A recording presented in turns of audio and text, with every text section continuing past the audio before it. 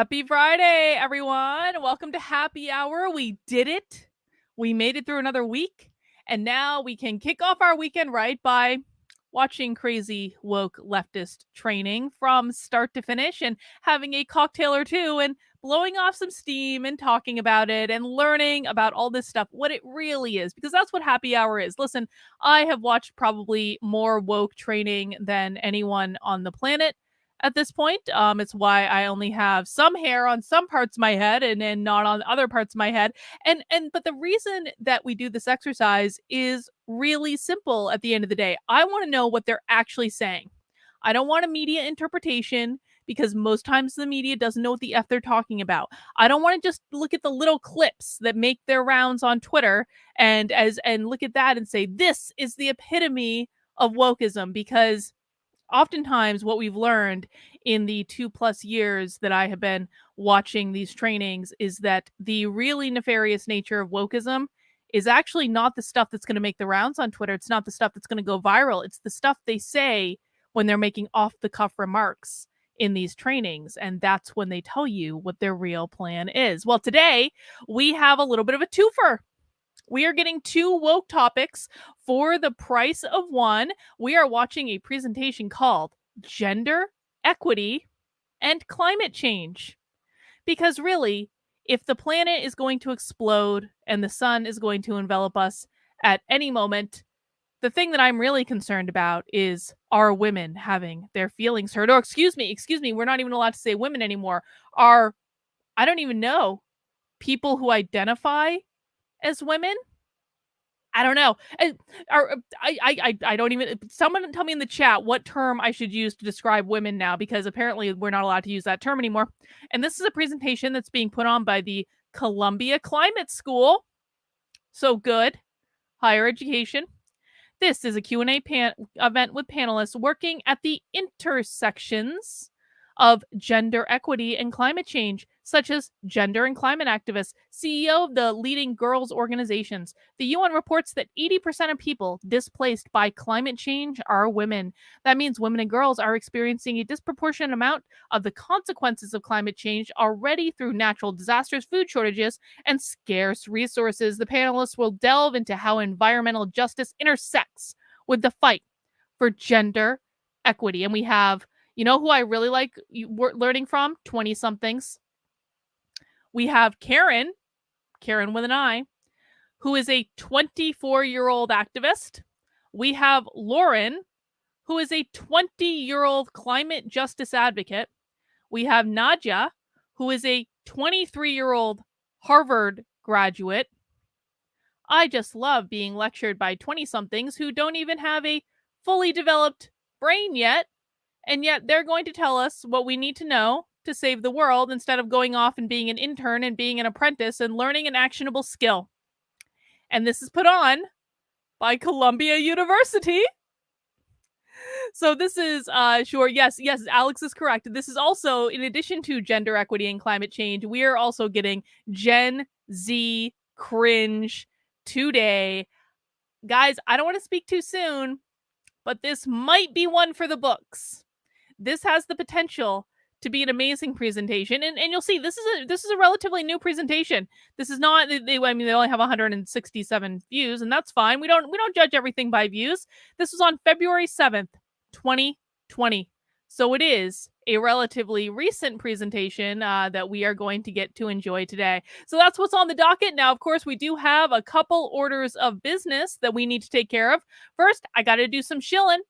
Guys, just a reminder that the way that I'm able to do these happy hours every single Friday at 5 p.m. on youtube.com/activelyunwoke, and I'm also on Odyssey, Rockfin, and Rumble, is with the support of my locals community. My locals is the very best place on the internet. They're the ones that keep me sane. We are an actual community. It's not just a place where I pontificate. Let's be honest, we all pontificate in my locals, and that is the purpose of it. When you become a supporter in my community, not only are you going to get all of my content, because it all goes on locals at some point as well, and in fact, you'll even get some access to some exclusive content that you aren't going to get anywhere else, but you are going to get 2 weekly Zoom calls with me that are private, that are unrecorded. It's in a group setting, so usually there are 30 to 40 people on the call, and they're a really great time. We talk about everything under the sun, from what's going on in the world to just helping to support each other in our lives and everything that's going on. They're awesome. We do them on Mondays at 7 p.m. We also do them on Wednesdays at noon, and you get access to all of that when you join my locals. You also, if you join today, will get access to a very special event that we're doing tomorrow. Now, we do these once a month. We do them on the second Saturday of every month at 3 p.m., and it's called Bitchcraft, which is, aptly speaking, a Zoom call where we bitch and we craft. Bring whatever craft you like for a nice little event where we just chit chat and shoot the shit and we work on our projects at the same time. You can crochet. Oh God. I don't know why you would do that. You can knit. I will be knitting because knitting is, of course, the far most superior of all crafts. I guess you could crochet too. Technically, I might make fun of you if you crochet, but that's all right. You know, we all have to start somewhere. You can draw, you can paint, you can clean your gun, you can fold your laundry, you can just come and hang out. Everything is welcomed on Bitchcraft, and that's going to be tomorrow at 3 p.m. exclusively for my local supporters. If you would like to join the fun, head over to kb.locals.com and you can sign up for $5 a month, or you can give more if you want to, but you don't have to. You can also sign up for $50 a year, which gives you 2 months for free. You can also make a one-time gift, and all of that will unlock all the features of the platform and get you lots and lots and lots of exclusive perks. And, you know, try to bring a little bit more sanity into your life. I promise you, you won't regret it. Now, the other thing I want to shield before we get started is, of course, my book, Actively Unwoke, the ultimate guide for fighting back against the woke insanity in your life. It is available right now on hardcover. It is also available on audiobook, and it is available on Kindle, and you can get it all on Amazon. Now, I want to show you a recent review, actually a couple of recent reviews for the book. One of them's good and one of them's bad. You know, I haven't gotten that many bad reviews for the book. I've only gotten a couple, but this one actually illustrates something about the book that you need to know. This person says, I bought this book and found that it contributed nothing new to the critique of wokeness. There are much better books on this topic that are more thorough, more authoritative, and more helpful. Well, here's the reason I wanted to read this negative review, and then we're going to read a positive one.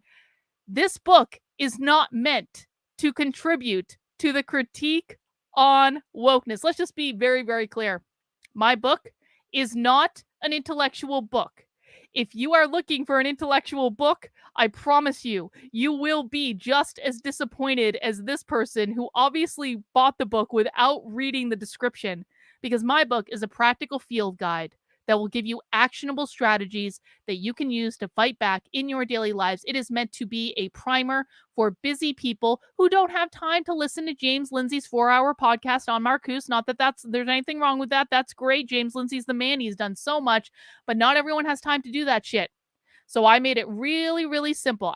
Gave a really clear, simple explanation for what woke is, what it means, who these people are, what they want, and what you can do about it in your workplace, in your schools, in the government, and in culture. So this person obviously was not a good match for the book, and that's okay, because the next review we're going to look at is from a guy named Tony Lekas. Now, Tony is a state representative in New Hampshire. He is actually an elected official. And here's what Tony had to say about it. Reviewed on July 4th, the most patriotic of all reviews. It's easy to look at the push for wokeness in our culture and come to the conclusion that the world has lost its mind and we're in some sort of Orwellian dystopia. It can seem that there is no clear way to oppose it because it's an ever-shifting amorphous blob with nowhere to get a handle on it.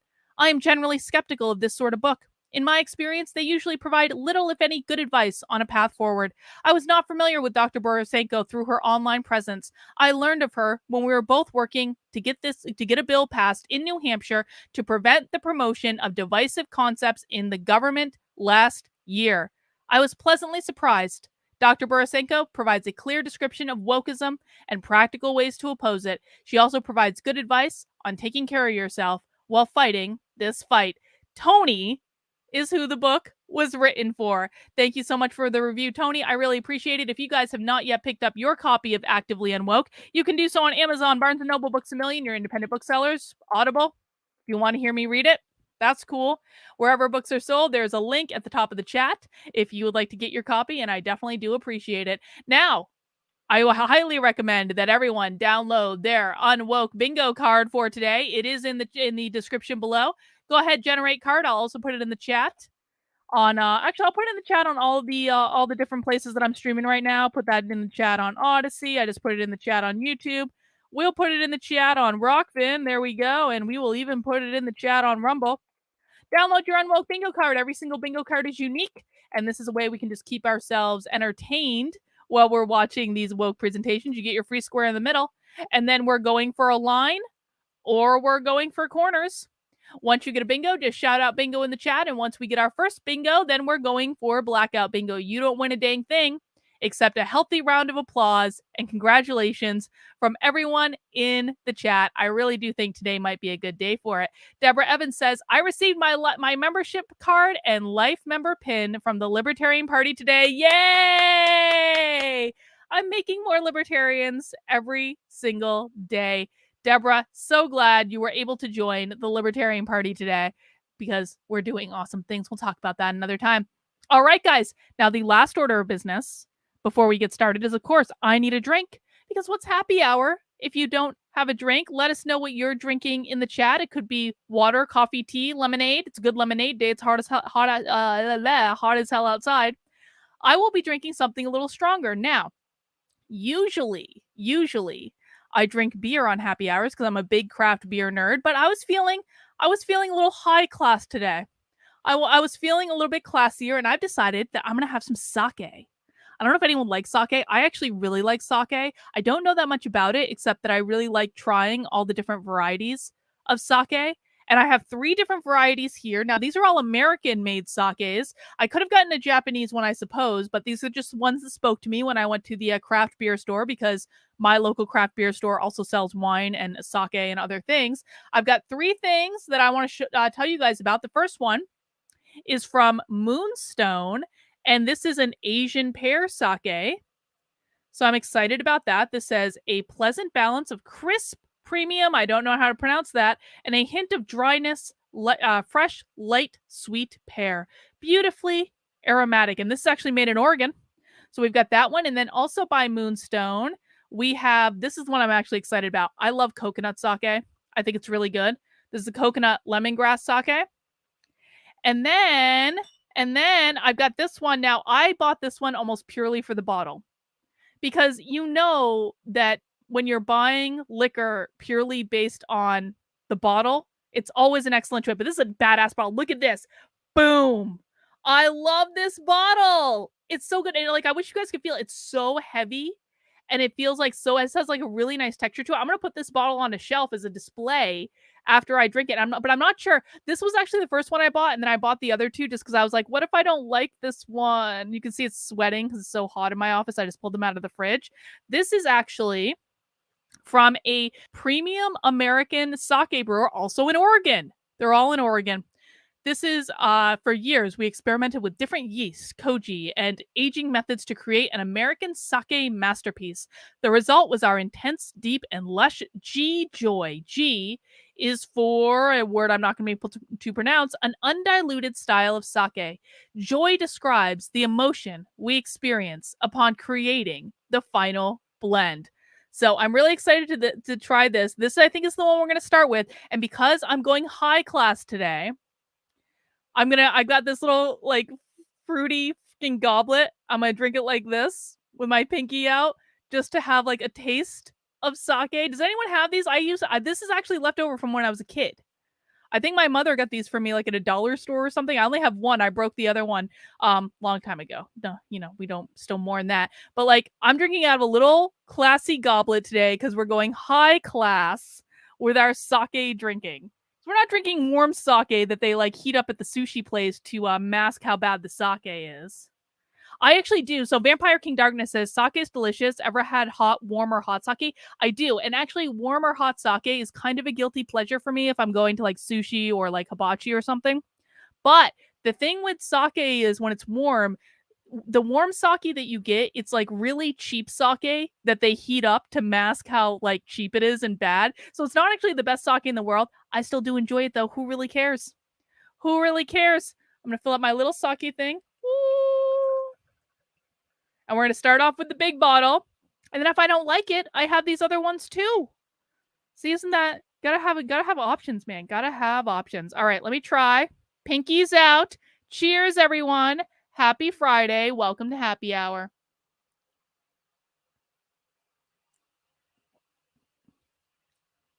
Oh, that is nice. That is nice. Well done. G Joy. Well done. Well done.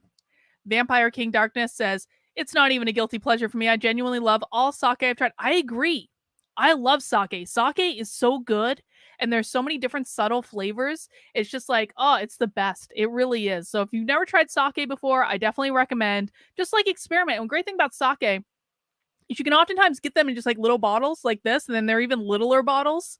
And so like lots of different ways to try it. Yes, Alex, we're being bougie today. Bougie, bougie, bougie, bougie.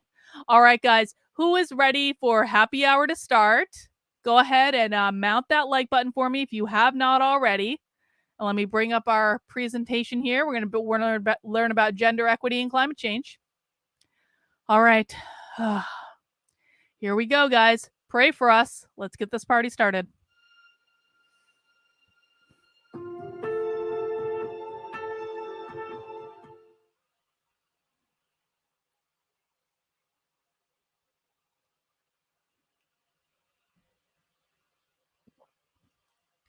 There's really no sound. That's not me. There's no sound.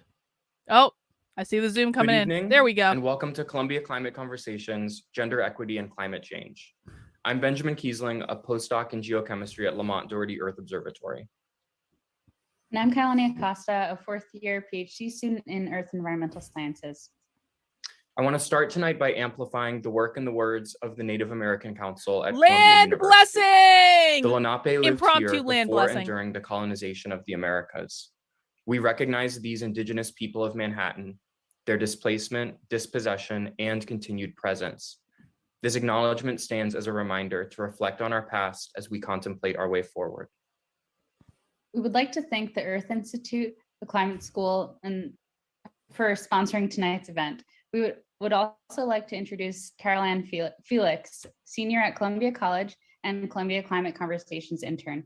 Caroline is a senior studying the history of the African diaspora. She is passionate about international politics, human rights, development, and gender equality, and has worked with organizations like the Council on Foreign Relations, the Malala Fund, and the UN. In her free time, she writes a column for the Columbia Spectator, reflecting on intersectional issues in her community. Please join me in welcoming your moderator and host for the rest of the evening, Caroline. Hello. Caroline, like poltergeist. I think something that's really important to our work here with Columbia Climate Change is to be able to highlight the cross sections of issues that maybe on the surface level we don't necessarily see a connection. And that's why today we're tackling gender equality and climate change. As we know from reports from the UN. Oh, I didn't even think of this. I didn't even think of this. Yes, oh my God, I was so sad. The former Japanese, God damn it. Former Japanese prime minister got assassinated yesterday, and it's really sad though because that guy was awesome. Did you guys see though there was a picture of the gun, because guns are basically illegal in Japan, right? So this guy that assassinated him actually made a handmade gun with like 2 barrels that were duct taped to a piece of plywood. I shit you not. It is actually incredible. But yes, I didn't even think of this connection, but cheers. I don't know how to pronounce his name, and I don't want to, I suck at name pronunciation. I don't want to butcher it, but cheers to you, former Japanese prime minister. Safe travels to the other side. Who are actually displaced by the climate crisis are women. And in order to live in a world where gender equity is a reality, women need to have access to take a look for it, Vampire King Darkness. Environments and resources. And in order to live in a world where sustainability is also reality, women are an important part of that equation. So I'm really excited to start our panel today with these amazing panelists. I'll let them introduce themselves. We can start with Lauren. Hi, everyone. Thank you so much for coming today to hear this panel. And Carolyn's already told us why it's so great that we're having these conversations. My name is Lauren. I'm a senior studying sustainable development at Columbia University. I'm also originally from the Bahamas, and I'm the founder of the Eco Justice Project, which is a community platform and resource hub that educates about climate change and climate justice, but specifically about intersectional climate justice as it relates to intersectional climate justice. So that's very important, and part of what got me into gender equity and thinking about the intersection between gender and the climate crisis in the first place. I'm also doing a fellowship with Girl Rising, currently creating a documentary about climate change in New York City through the eyes of women of color. So that's also been really important to this work. So I'm very, very excited to be having this conversation with you all today. Next, Nadia can go. Hi, I'm Nadia Okamoto, and I just graduated from college last June, currently based in Brooklyn, and I am the co-founder and CEO of a brand called August, which is a sustainable period care brand working on figuring out how we can improve our period care today. Oh, if she says menstruating person in this webinar, we all have to drink. I need to make an impromptu bingo square for menstruating person. Watson. I'm a design student from Chile, but I'm actually based in Barcelona. And I was part of Amnesty International Global Youth Collective, where I work especially on sexual and reproductive rights. Also part of the Women Deliver class, Young Leaders Program class of 2020. And recently I co-founded Latinas for Climate. There is an organization that is working towards climate justice from the intersectionality point of view, and of course from the Latino point of view. So I'm super excited to have all these amazing panelists who are bringing such rich perspectives. So I'd love to start the panel with a question about what led you to work in this space where you're kind of addressing the intersections of college, climate change, girls' education. That's what led them to work in this space. College. Anyone can start. I'm happy to go. For me, I definitely started off not thinking about sustainability probably as much as I wish I would have, to be honest.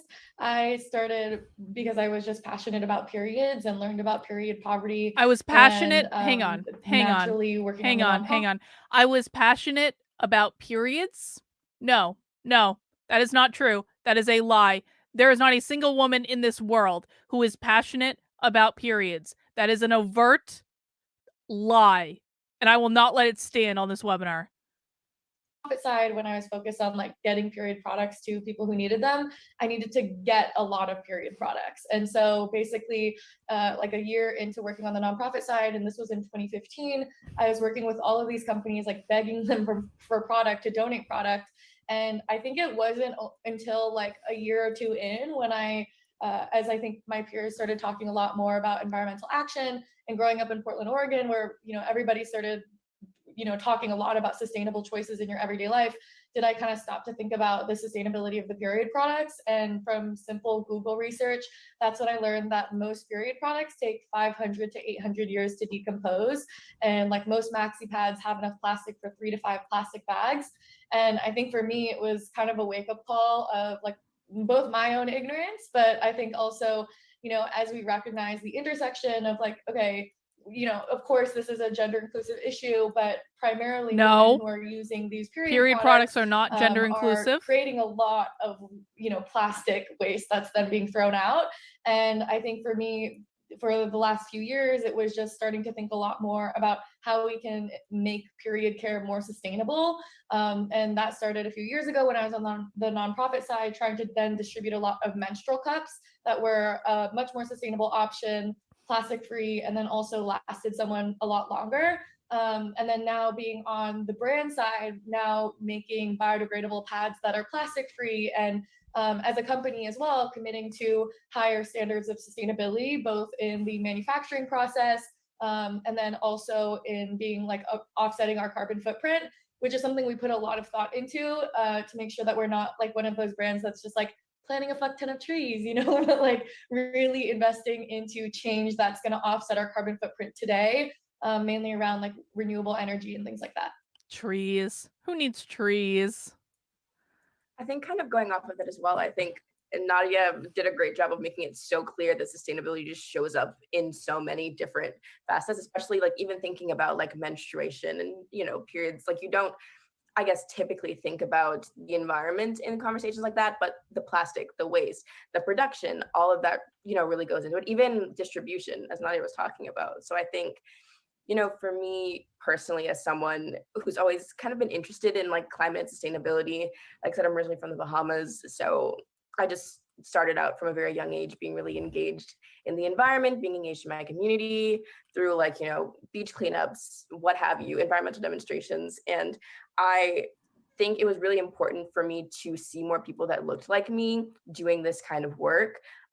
Especially as a Black woman, you don't really see many Black women at the forefront of the environmental movement. So I think for me, on one hand, it's definitely, you know, yes, like we need to show that, you know, gender is a huge part of it, that, you know, climate crisis affects vulnerable populations more than other populations. A vulnerable population is women, is girls. We need to talk about that. But also just in general, I think bringing more women to the forefront to share their voices and stories, I think is so important, especially from like a storytelling perspective, but to like hear these experiences that you don't typically see is really important, I think, in the climate space. Yeah, I think it's it's actually funny because it was kind of the same for me. I started working on human rights and women's rights, for example, like the abortion situation in Chile, things like that. And then working on human rights, then you realize that actually like the biggest threat to human rights right now is the climate crisis. So when I realized that, I started to work on climate justice most. I never say actually like the word sustainability, but I work towards climate justice because I came from the human rights world. So also like working on that, you realize that first the climate crisis is a human rights crisis and then a gender issue, as Lauren said. It affects disproportionately those who are already the community's most marginalized. Hang on, so, hang course, on, women hang and on. girls. Hang on. I was accidentally just looking at Twitter. Accidentally. It's on my screen. I have 86 tabs open at the same time. Can I show you guys what is in the tab? Just because I think you'll appreciate it. A 23-year-old had an abortion in secret after Roe. Here's what it's like. Roe v. Wade got overturned like a week and a half ago, and they're already like, it was basically like getting a back alley abortion. What the fuck? Over 11 days, she navigated a gauntlet of hurdles to undergo a self-managed abortion. I mean, she took abortion pills. Which we knew. We knew after after the Roe draft got leaked, I watched like an extreme left-wing abortion presentation on my other channel. And they were flat out saying this was a presentation put on by UC fucking Berkeley. And they were flat out saying that they were working on ways to get abortion pills to women in states where abortion was going to be made illegal. They were flat out bragging about this. She figured out how to get abortion pills, hid plans from her conservative Christian parents, and encountered providers who perhaps skirted the law to help her. This is not groundbreaking reporting. I literally talked about how they were doing this on my channel immediately after the draft opinion was leaked, like a month and a fucking half ago. This is not undercover journalism. They are literally talking about doing this in public, just so everyone is aware. Did I order some Dr. K yet? No, but I did. Naruto fabulously told me, and I'll show you guys. Fabulous, and I had no idea. We don't have Kroger's in New Hampshire, dude. I had no idea that Kroger's had this, but did you guys know that apparently I have a generic supermarket soda named after me? Hang on. Oh, gosh. I have to find it. I was tweeting a lot today. Deb Philman had a lot to say about me today, so I was tweeting a lot today. Where is it? Where is it? If anyone lives near a Kroger's and wants to send me some of this soda, I would be really happy about it. I just need to find it. Hang on. Oh, there it is. I have a generic store brand soda named after me. Dr. K. You're at a Kroger, right? Alex, you need to give me this soda. You need to. But this was like one of the happiest things that I had no idea. I had a generic store brand soda named after me. It's pretty great. It is. All right, back to the real show. Now we have to pay attention. You can see how it affects. So working from that point of view, and being from Chile, there is a country that also is being super affected by the crisis. Being from Latin America also, you start to realize how it affects our countries and how we actually don't really have a say on the crisis and what's going on. So also that's why I wanted to actually come to this fight and start like fighting to bring the Latin American voices to the movement. Definitely. I definitely see what you guys mean. And I think something that many of you guys mentioned is that you started this work when you were younger, and how it's really shaped you as you've kind of grown up. So I would love to ask the question about, what role does childhood experiences and the early socialization and development play in shaping the way that we think of gender equality? And, what's missing from girls' lives, let it be in education, to kind of combat those issues in your experiences?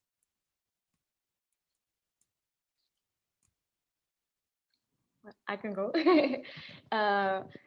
Actually, for me, it's, as I was saying, like growing up in Chile, there is actually a super conservative country. You may think that it's a progressive one. Maybe now it's getting better, but when I grow up, for example, we used to have like basically one of the 5, like I think 5 most restrictive bans on abortion in the world. Justy, I think you're right. I think we've seen her before. The access to sexual and reproductive I don't know what her name is, but I agree awful. with you that she looks very familiar. Like growing up like that, you actually realize that there is a problem. And I started working on sexual and reproductive rights education when I was 17 through a project.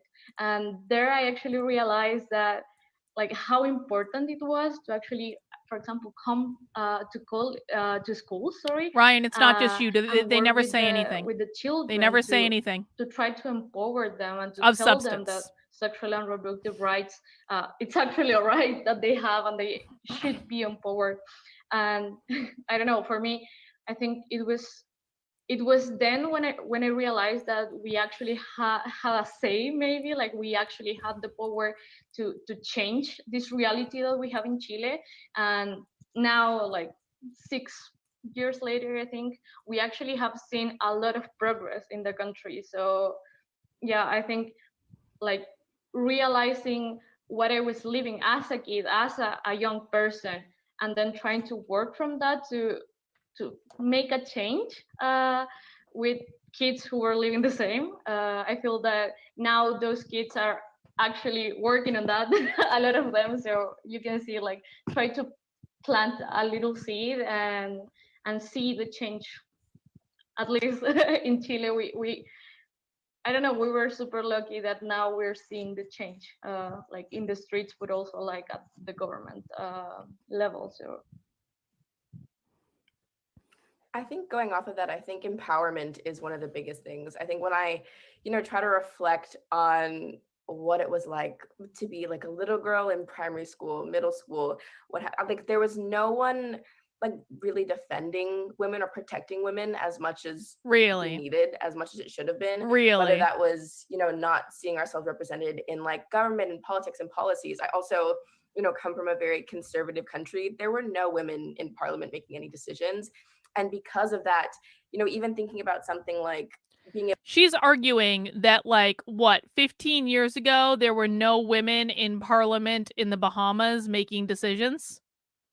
Does anyone know if that's true? I'm going to bet that is not true. Hang on, let me look up.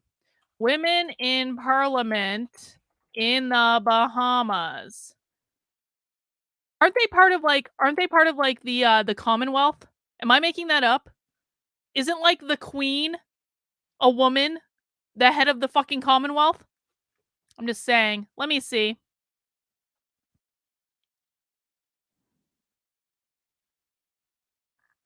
Let me see.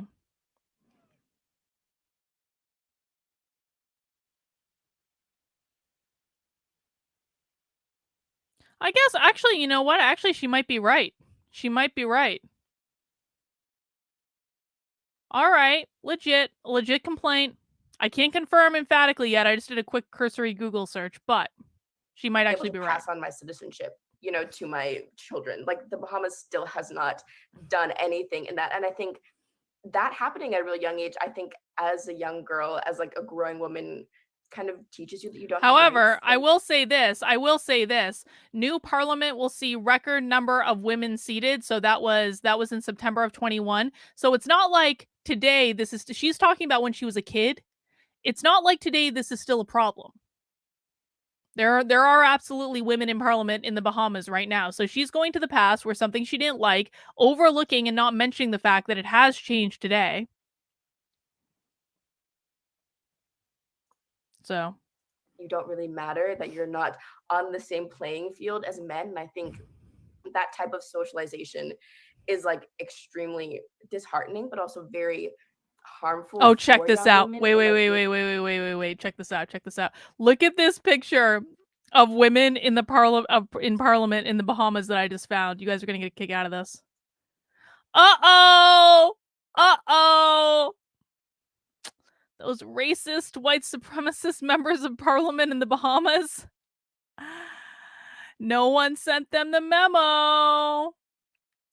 James Jones says Dame Janet Bostwick was the first in 1982. All right, so there we go. She's a liar. There are absolutely women in parliament in the Bahamas in every year that she has been alive on this planet. But again, can we just revel in the irony of this for a second?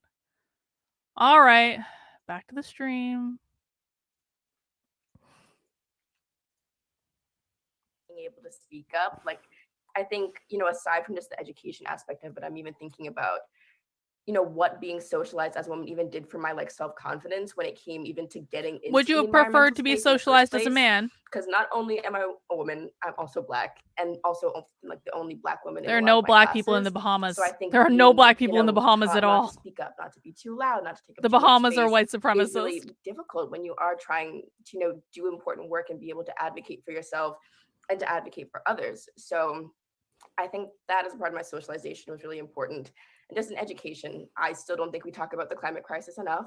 We don't talk about sustainability, especially in a well-rounded way. That really, because you're doing a whole webinar on it right now. The trees, the ocean. We need to hear more about like the people, but also the communities that are most affected. So in girls' education, but education in general, there's got to be more than just the stereotypical education that we're getting when it comes to the climate crisis, sustainability. The intersections need to be in the curriculum. Yeah, I think similarly, like, so I grew up in my early years in New York City, and actually grew up a few blocks away from the World Trade Center after 9/11. And so for me, even though we didn't talk about sustainability, we talked a lot about air quality and like wearing masks outside, and also my sisters and myself having heart like okay, I understand that she's Asian, and so this might conceivably be an Asian thing. But was there like an epidemic of mask wearing in New York City after 9/11? Did I miss it? Because she's kind of insinuating that there was. Breathing complications because of a lot of the exhaust. And so I think I thought a lot about the like quality of the environment that I was growing up around. And then I moved to Portland, Oregon, which is like much greener than New York City, also much whiter than New York City. But I think that's where I started thinking a lot more about air quality and things like that. And I think growing up in Portland and that since moving away, it's been honestly really sad to see, you know, how the forest fires in Oregon have affected air quality. And on top of not being able to go outside over the pandemic, my family couldn't go outside because of the air quality, because of the smoke from the forest fires. So I think that growing up in the Pacific Northwest made me a lot more cognizant over like how we're affected by the environment and like the safety of people as well. On the kind of gender equality side, totally agree with what Lauren said too around empowerment. Like I grew up with domestic violence and sexual abuse in my family, and it wasn't something I ever questioned, right? I think for the first decade of my life, it was just my normal. But when my parents divorced and I started like hearing other women talk about what they've been through and like labeling abuse as abuse and labeling, like even hearing the term like violence against women, or learning that there was a word that was domestic violence and it, what, you know, resonated what I was going through. I think it created like a sense of solidarity, especially with like my mom and my younger sisters, but then also other women. And I've been thinking about this a lot, like as I think about gender and like understanding gender as a social construct and like how I identify like within my gender. And it's kind of heartbreaking and in some ways empowering to realize that a common experience that I feel connects me deeply to women who are strangers who I've never met before is the past experience of some. No!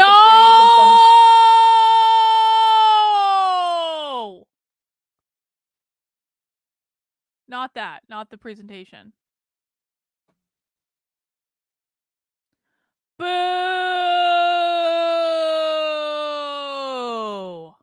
No!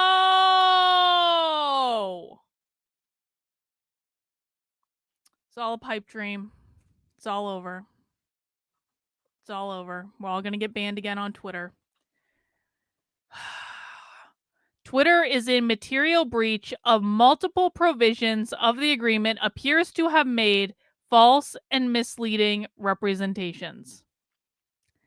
That he pulled out this time. That's actually fucking hilarious.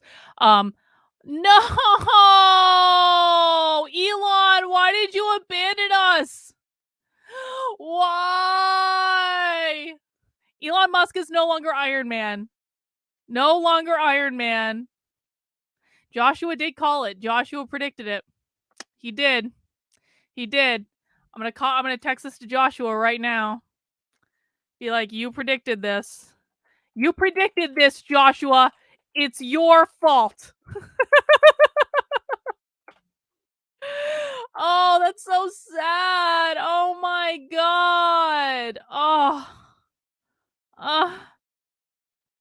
All right, guys, even better time to join my locals community. Did you guys know you can join locals for free at kb.locals.com? What that does is it gets you in the community. You can see what's going on. You can see what I'm posting. And most importantly, I can get in touch with you if you ever get banned on Twitter. I am also on True Social. I'm also on Getter. I'm reluctantly on Gab. I don't interact on Gab. I don't even look at the comments on Gab. It's usually a really horrible idea. But you can connect with me in all those places. Just in case. Just in case. Oh, that's so sad. Oh my god. So much hope. So much hope. All right, back to the program. Sort of sexual violence or sexual harassment, right? And I think that that's like a heartbreaking thing. Like, what is the equalizer amongst women, or what we experience? And it is this kind of solidarity of surviving growing up in this patriarchy. And so I think a lot of my early childhood experience, while it didn't feel so empowering in the moment, I think fostered a lot of the passion that I have for what I do now. Those were like really amazing points, and I really appreciate the kind of different perspectives you are bringing. All of you guys have brought, especially kind of considering, you know, how does a gendered experiences, especially one as a woman, kind of impact your daily life. I'd also love to. I am also on Minds, by the way. Think, you know, with that gendered experience, for people saying Minds, I am on there, and I should probably use it more. You know, not only your gender, but also the climate crisis as it continues. I think I can kick this one off. I think, again, bringing it back to what I was saying before about, you know, the climate crisis and social identities, intersectionality. I think it's so important for us to recognize the way that the climate crisis disproportionately impacts vulnerable populations, and one of those populations being women. Even thinking in terms of, let's use like poverty for an example. Poverty and the climate crisis, obviously, if you don't have a safety net, if you don't have access to resources, the climate crisis is going to hit you harder.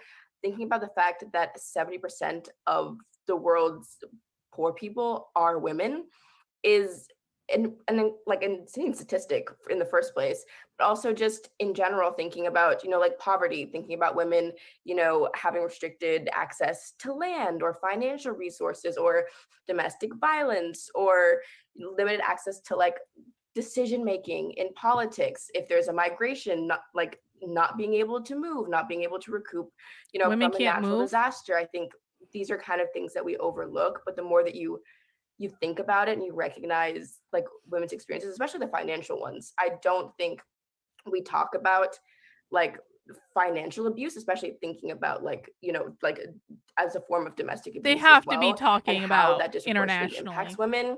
And then when you're thinking about the climate crisis, the lack of social safety nets, it's difficult, I think, to tackle the climate crisis under those conditions. And I think that's why when it comes to climate policy, we need to have like that gendered aspect of it, or we need to understand how to address gender equity, more directly, I think. And I think we would see that would increase and improve a lot of different things.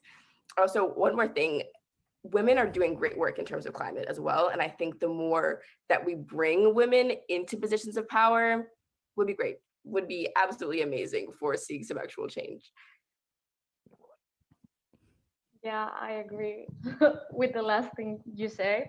That's so true. Also, like in the context of Latin America, for example, like most of the farming communities, for example, are led by women. Also, like most of the indigenous communities that are working on this kind of things, the girls that are the people that are leading these fights against climate change are women.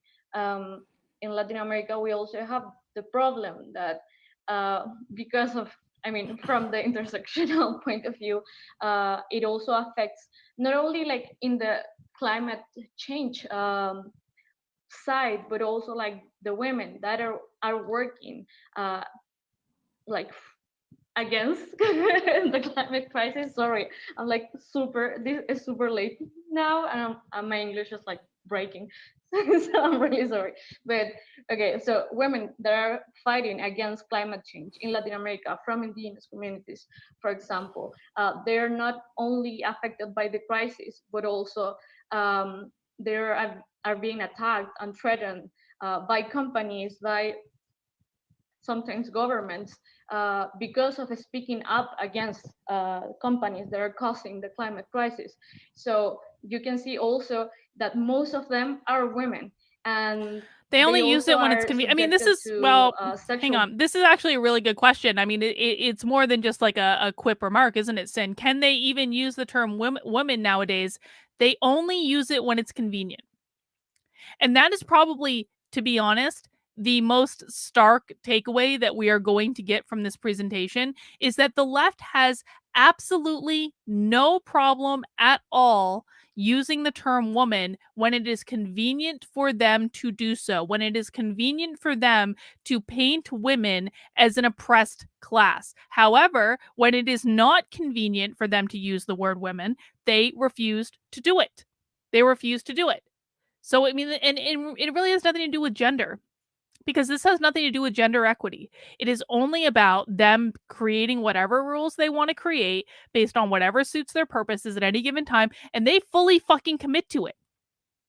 They fully commit every single time they do this.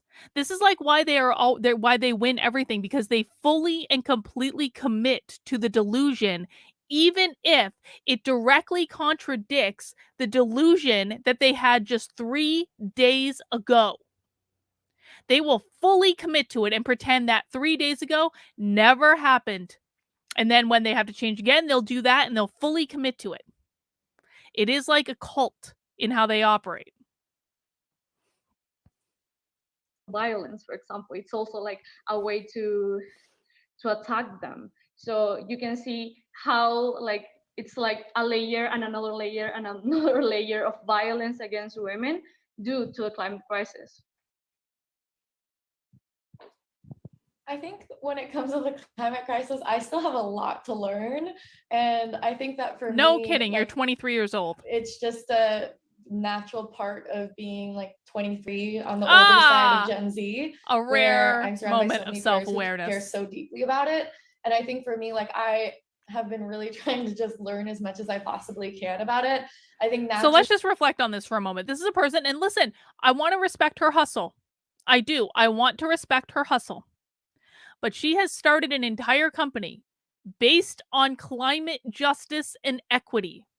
And she's like, Yeah, I still have a lot to learn about this because I'm 23, and that means that I haven't learned a lot about this, and I can see that other people know way more about this than I do. Well, in the meantime, she started a whole company because she's super passionate about periods and climate change. And this is like the most Gen Z thing that ever has. And again, I appreciate the hustle. I don't mind that she started a company at 23. Good for her.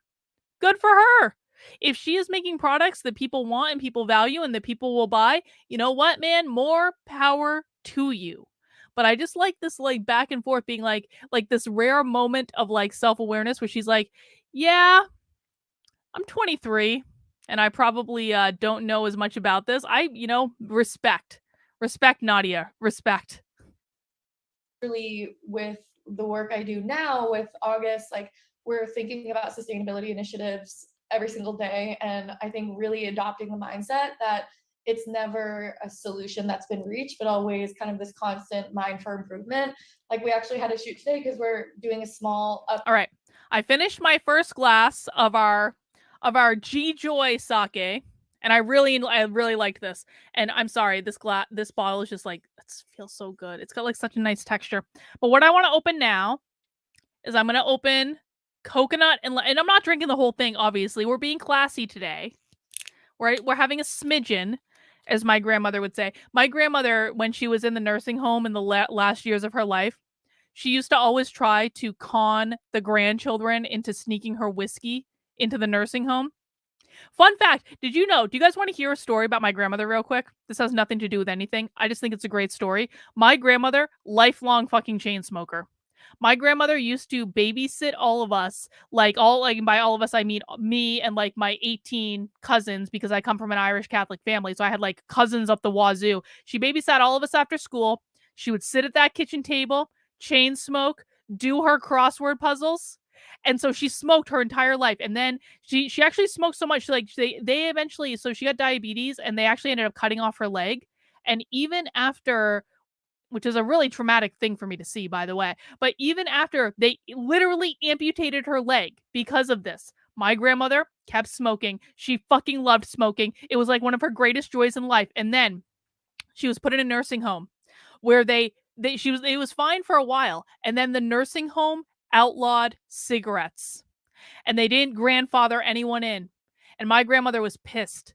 And my grandmother, she found a co-conspirator. This is if you guys want to know like why I'm as uppity as I am, this story will be very revealing to you. When my grandmother's nursing home banned cigarettes, my grandmother at 80 something years old with one leg and diabetes and can't really do anything on her own, she found a co-conspirator in the nursing home, like a friend, and they went to their ombudsman and they petitioned the nursing home to allow them to continue to smoke because they had started to live at the nursing home before the nursing home implemented this rule that they couldn't smoke anymore. And so it was my grandmother and her friend were the only two people that were allowed to keep smoking in the nursing home. The nursing home staff actually had to bring them outside to have their cigarettes several times a day. When the nursing home staff was not allowed to smoke, my grandmother was, because she fought the system like a champion.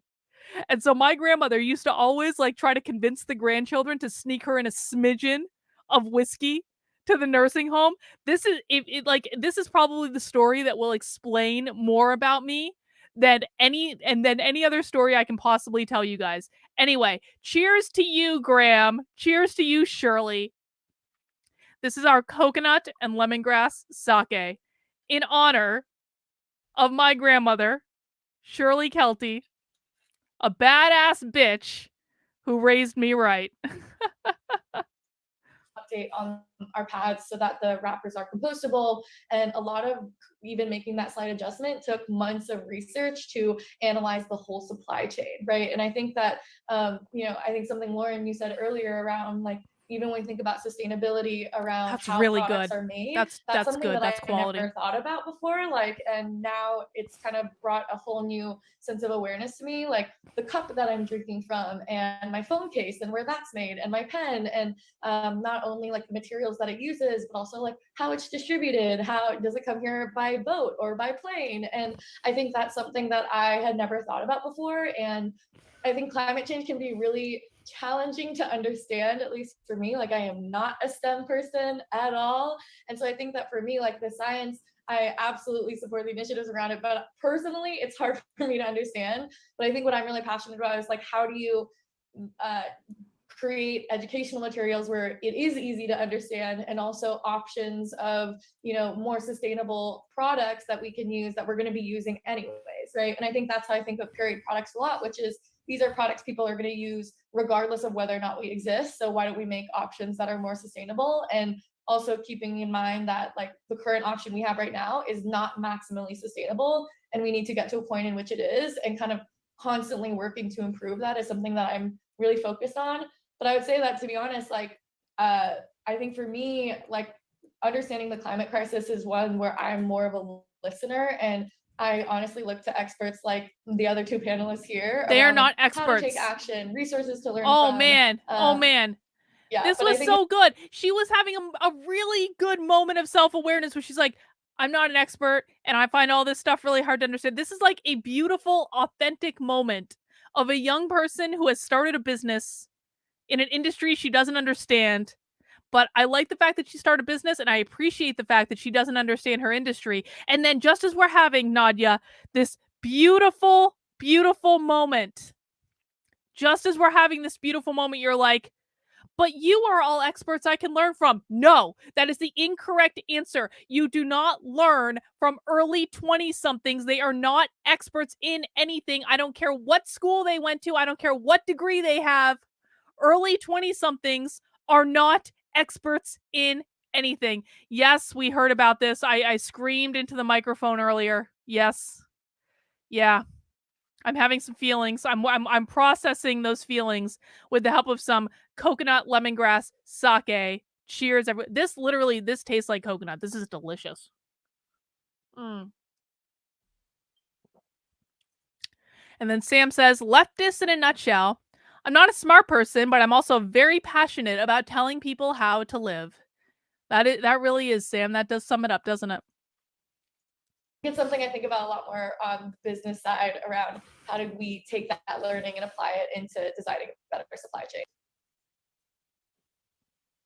Yeah, definitely. I think I really kind of connected to what Karlyn said, discussing like, not only how like women are disproportionately vulnerable to the climate crisis, but also, as you mentioned, are very much leading the kind of work there. I was thinking about Liz Chikaje, I believe is how to say her name. She's a South American indigenous kind of climate activist, and she recently won an award for her amazing work as an educator and religious leader.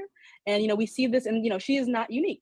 Women around the world, from every corner are coming, are stepping forward to protect, their land, their homes, and their communities. But I'd love to know from your perspective, even though women are, definitely playing a central part in Nat D, you compliment everyone. everyone. Are essential if as we create policies towards the to address the it's not bad. Climate crisis. Do you think that gender issues or and women in particular are overlooked when we discuss climate change? And how do you think we can create gender responsive not only policies but also let it be products and culture to highlight that intersection between climate change, sustainability, and of course gender?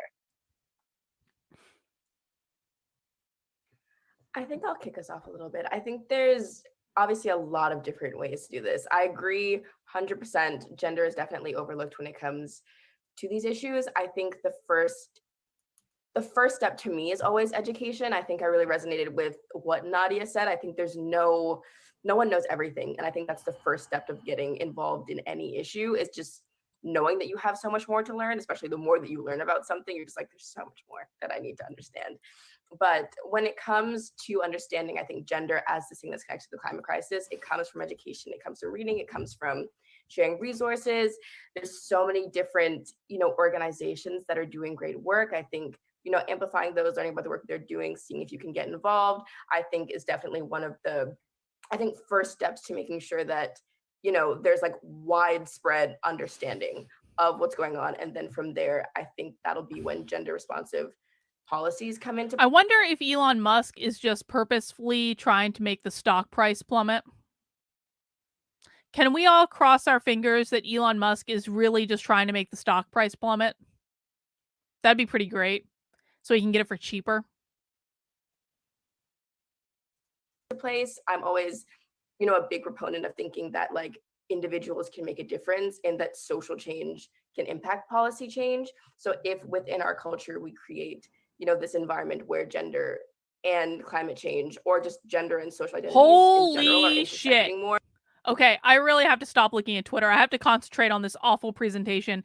But guys, hang on. Wait for it. You guys are going to love this. You guys. Yes, we will need to do another Joshua update on Elon. That's true. Check this out. Check this out. But that doesn't mean men are technically unable to lactate.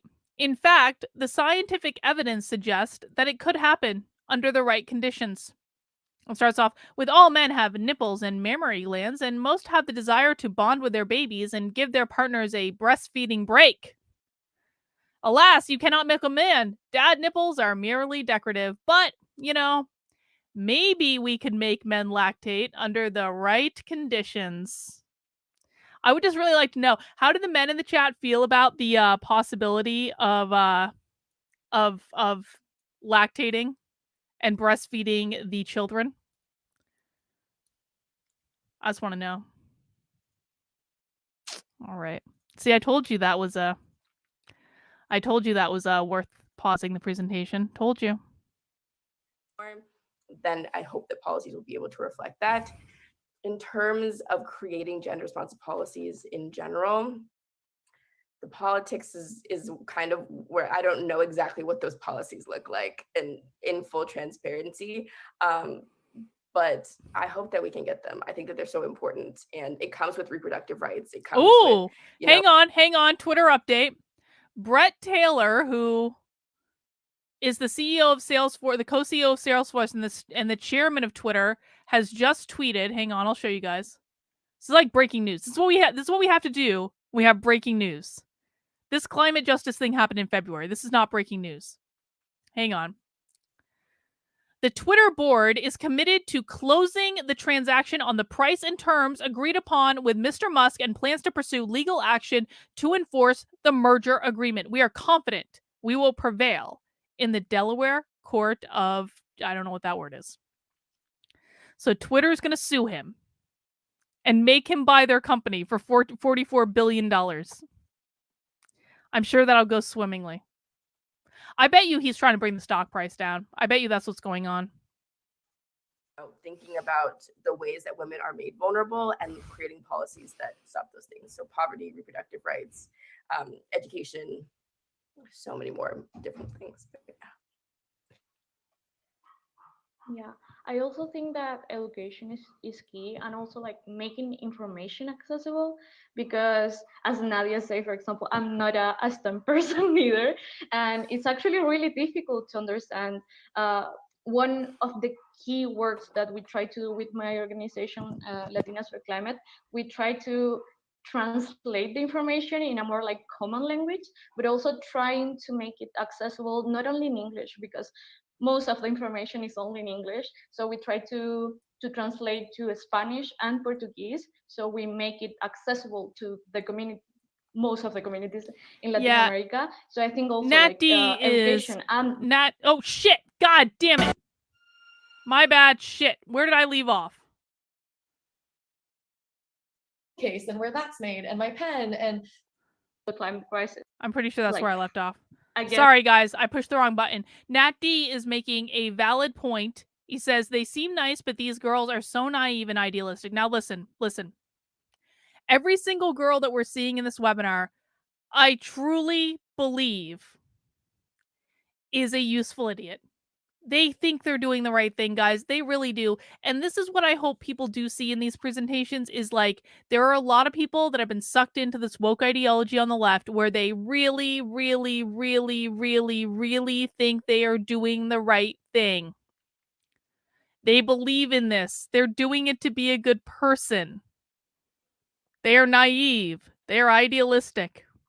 They literally just graduated from college. And you know what? This is the time in their life when they are supposed to be idealistic. When you are in your early 20s, you are supposed to be idealistic.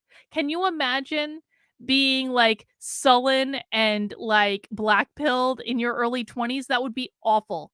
They're exactly where they should be. And so while we are making fun of them, and I do absolutely believe that we have the right to make fun of them when they put content publicly on the internet, that's just the name of the game, dude. I do also want to acknowledge that I don't think that anyone in this webinar is an evil person. I don't think anyone in this webinar is a true believer. I think that they are young and naive and idealistic, and they've been brainwashed by every single person in their life that they have ever trusted, and they think that this is what is required to be a good person. So let's just keep that in mind. These are people that could very well turn when they get older. They could very well wake up when they get older. Sam says banning Jordan Peterson was a violation of the sale. Well, but Jordan Peterson didn't really get banned. Jordan Peterson just refused to delete a tweet. I actually think Jordan Peterson was digging in his heels in a situation where he did not need to dig in his heels. It was not like Jordan Peterson. I'm actually a little bit like bummed about that because, like, listen, Jordan Peterson has a huge platform that he could help so many people, and digging in his heels over a freaking tweet, just delete it, dude. Just delete it and go back to helping people in the way that you're supposed to. The climate crisis. Sorry, I'm like this is super late now, and my English is like breaking. So I'm really sorry. But okay, so women that are fighting against climate change in Latin America from indigenous communities, for example, they are not only affected by the crisis, but also they are being attacked and threatened by companies, by sometimes governments, because of speaking up against companies that are causing the climate crisis. So you can see also that most of them are women, and they also are subjected to sexual violence, for example. It's also like a way to attack them. So you can see how like it's like a layer and another layer and another layer of violence against women due to the climate crisis. I think when it comes to the climate crisis, I still have a lot to learn. And I think that for me, like, it's just a natural part of being like 23 on the older side of Gen Z, where I'm surrounded by so many peers who care so deeply about it. We already watched and I think this. for me, like, I Sorry, we already watched this. Essential part in response to the climate crisis. It comes from where I don't, because most of the information is only in English. So we try to translate to Spanish. There's where we left off. So we make it you guys could have told me that we already watched it. Most of the communities in Latin America. So I think also like education and making information accessible is like maybe the first step for people to get involved. And yeah, actually, I think it like gender is very overlooked. I think in the past Yeah, Nuruji, we are way ahead of you. We are way ahead. We were just talking about this from Breaking 911. Twitter says it will sue Elon Musk to accept the offer. Elon Musk is going to give them the finger and go on his merry way. Elon Musk has more money than God. Elon Musk is not afraid of being sued by Twitter at all in any way. He's going to tell them to pound sand. I think he's trying to bring the price down. 2 years maybe we've seen like an improvement on that topic, especially like at the high level discussions and all. But I think like in 2020 only 20 countries have like a gender action plan for climate change, which is only 20 countries, you know. And we see that also like women that are actually like involved in the discussions at the high level are very, very few. Like we really need more women working on that. And I think for me, like creating awareness or like recognizes the links between climate change and gender, it's key to start like creating an effective adaptation, an effective adaptive response to climate change. And also because we know like if we actually do this effective adaptation to climate change, we can also improve gender equality and the access to sexual health and reproductive rights for a lot of women. So I think like recognizing the link and trying to create awareness about the links between these two topics is very, very important, because I think it's a topic that is actually really overlooked. and we need like more people to understand there is a thing. That is definitely some salad, going on, spirit you know? matter. That is definitely some salad. Kind of building on that too, I think that, you know, a result of the patriarchy is that there's this stigma around like women's bodies. And I feel this a lot, you know, having worked on the policy side on periods, which is even if it wasn't necessarily about sustainability and the climate crisis, when we were trying to talk about legislation around taking down the tampon tax or getting period products in schools, shelters, and prisons, like we showed up not only with the mindset of we need to talk about the policy change, but before we could even do that, we had to get whatever representative or governor we were talking to be comfortable discussing periods, right? Like there's this layer of stigma, which is like, first and foremost, you know, take TikTok, for example. It's hard to bring attention to something like abortion, TikTok, on TikTok, or periods when things about these topics often get taken down, right? And we nothing about abortion and periods gets taken down on Twitter. Are you fucking shitting me? Not. She's saying that TikTok is censoring information about abortion and periods.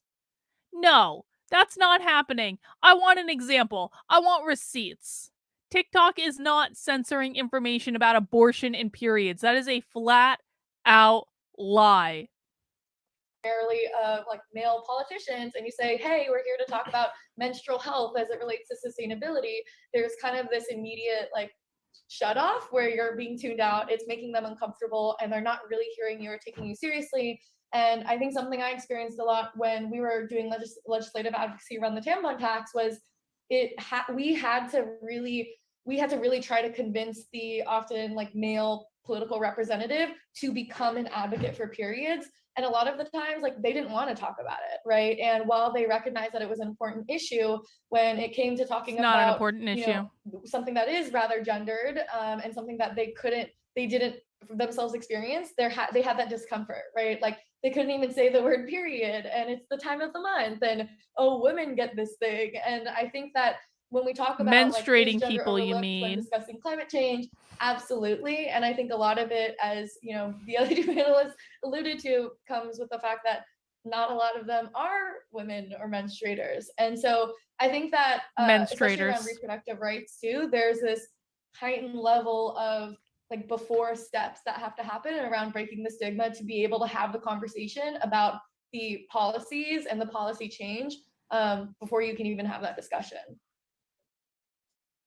I think kind of adding on that, Nadia just reminded me of something. I think on this like question of how, you know, we have these conversations about these things, it reminded me of this article that's posted on the Eco Justice Project, if anyone wants to read it. But it's about basically just understanding when it comes to like birth control and how we have these conversations about reproductive rights. On the one hand, it's just like, yes, we want more women, you know, in these countries to have access to these things. We want, you know, for reproductive health to be a more like widespread thing that women have access to.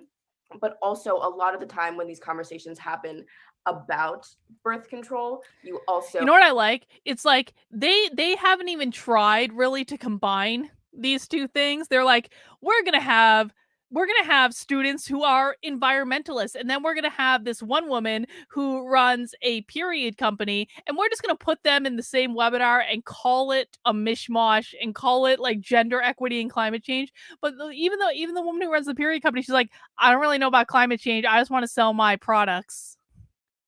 Like, it actually really is incredible where they're billing it as this, like, intersectionality discussion, but it really is, like, there's two different conversations happening in this presentation, and they're not really all that and they're trying so hard to make it happen, and it's just not working. Probably because they're all in their early 20s. Get like the eco-fascism at the other side of it. You get like, oh yes, like population control. You get like, we have to reduce the population. We have to do this for climate change. And especially in like, you know, like countries that don't have as much access, it's like almost targeted in this way, like for these countries to be getting this information about population control and climate change. And I'm even thinking about, you know, in some of my classes, even here at Columbia, when it comes to addressing the climate crisis, it's kind of framed in like, we need women in the global south to be having less babies. We need more family planning, and like that type of rhetoric I think is also important when I think we're talking about like reproductive rights and birth control, because you can't bring those ulterior motives and agendas into it. And I think it's important to be having the right kind of education that addresses those issues and problems with it. And I think when you don't have that access, that's when you get things like forced sterilization in, different countries. That's when you end up with, I don't know, just like policies that just aren't good for women whatsoever. So I think keep that in mind. Exactly. And making policies that are gender responsive. And also like as we, especially as we kind of reform our policies to address the climate change is extremely, important, because you don't want to have a situation where like forced sterilization and eco-fascist rhetoric is being used to under the guise of the climate change, but of course is upholding misogyny, upholding patriarchal, perspectives. And, to Karlyn's point, in order to kind of envision a world where climate change and gender equity are kind of addressed, a lot of the issues of policies are coming through. I was thinking about, for example, GDP. GDP has many blind sides. One of them is the environment. GDP does not account for environmental destruction, but also does not account for the many forms of labor that we do, so such as informal labor. I think we're seeing our attack on capitalism. It might be a little covert. They haven't actually said the word capitalism, but she's like, here are all the problems with the GDP. And we always get to this point in the presentations where they start to go after capitalism, they start to go after the economic structure. Why in a presentation about gender equity and climate change are we bringing up the GDP if not to have a discussion about economics in America?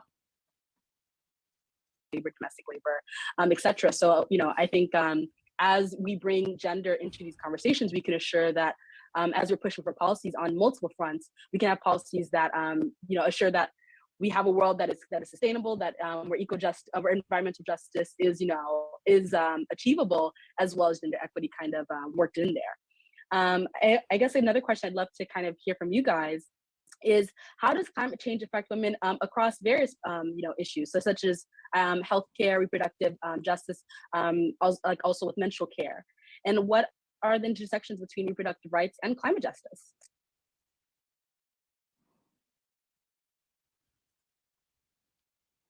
Oh, I think that as you hang on, super chat from George. George Argivaloso Nunez says, I just thought about a way to connect both conversations. Changes in climate cause changes in temperature and atmospheric pressure affecting how women experience periods.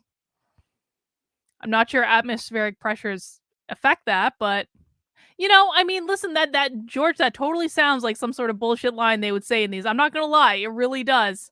It wouldn't surprise me if that came up. Fair and valid point. Well, yeah, and that's what he's saying, is like they could just make shit up, and because that's what they do all the time. As you were kind of sharing before, like there are intersections everywhere, and the climate crisis comes up in every single issue. And I think even when you look at the statistics around the people who are displaced by the climate crisis, right? And with the majority of those being women, I think that especially in the US, we're seeing a lot of access to reproductive care and like even access to abortion clinics, very determined by geography, right? It's very much like what state you're in, and a lot of states that are have poor populations and also more conservative populations have less access to things like abortion, right? And so I think that a lot of it is there's that direct relation around how much geography and environment is tied to the access you have to reproductive care. I think similarly, a lot of it comes down to resources. Unfortunately, in the world that we live in today, access to reproductive health care or even fucking period products are expensive and come at a price. That's true. And when the climate crisis is so tied to poverty and accentuating experiences of poverty, it directly impacts someone's access to reproductive care. Yeah. Also, like, we know that the climate crisis, like the first impact of the climate crisis that we see are natural disasters, and we see how natural disasters are affecting, as Nadia said, like the geography, or for example, I don't know, for example, in Chile, like we have a huge problem with droughts. So people without water, without access to sanitation, you can see there, like, of course, their health is being affected by the lack of water. And also, again, you see that women are especially affected by this because, for example, of menstruation, or because when they are trying to get to the services of health or sexual and reproductive health, or even like only trying to access to water, there are being affected, for example, by sexual violence. When women have to walk in places that are like remote or rural, they are subjected to the threat of sexual violence. So as I was saying before, like again, we can see how all these different things intersect. And also we know that climate change is also affecting maternal health. It strains health systems, and there's this I think they're about to get to George's point. Climate change is also affecting maternal health. And 169 says, someone needs to let these youngins know not all roads intersect, some run parallel. Well, no, I don't think they're going to see it that way. And Vampire King Darkness says, I'm a centrist, so okay, you're trying to hide your extremist rhetoric, so now people think you're generally not a hard lefty. No, Vampire King Darkness, she probably believes she is. She probably believes that she is. They don't realize how far left they are. They really do not understand. Or by Women Deliver, that also speaks how like there is an overlap between the populations who having the most vulnerability to climate change, and also the populations who face barriers to the realization of their sexual and reproductive health and rights. So we know that, again, it's like two different layers of discriminations or like rights being affected. And Corey, we know that we if need only. to tackle both in order if to only. like make the change, you know. They're like really linked. I'm not condoning violence and in any to way. acknowledge the fact that they are really linked. It's like the charity boxing match. Work on both or work on one, you know, like separate or together, they're really, really interlinked. Yeah, I think both of you have just given such great answers. I think trying to add, something new into the conversation. I think something that I've been thinking about even recently is coming back to this idea of like empowerment, but also, you know, women and young girls, thinking about girls' education, girls having agency. I read an article recently, I don't remember who it was by, but it was just about like child brides and like early marriage, and thinking about how that impacts the climate crisis as well. Like, you know, girls are having these, you know, families very, very early, but also like how that ties their dependency, like to, you know, these structures of like being a mother, being a wife, and how that basically like traps them in these situations with like financial responsibility and dependency, etc. But I think gender-based violence and early marriage, I also think something that I've also been thinking about in terms of like healthcare and how we can like relate this to the climate crisis, to the gender crisis in general, is just that women don't get listened to. Like I have a very good friend of mine who has endometriosis, and it's like one of those things that just doctors don't know anything whatsoever when it comes to women's health. And she goes and she's in pain, no one believes her. Even with Black women all the time are talking about like Black women and maternal mortality don't get listened to. True. So I think when it comes to that aspect of the health and like the gender crisis, I think even just thinking about that in terms of climate change as well is really, really interesting, especially with like what we're talking about, like natural disasters, access to resources, you know, all of that just impacts your overall like state of well-being. So yes. Yeah, just to add a little, I think it's very important the point that you say about like child marriage, because there are a couple of studies, especially in Africa, that are linking the climate crisis to child marriage. What? Because of, for example, the lack of food. Wait. The climate crisis is linked to child marriage.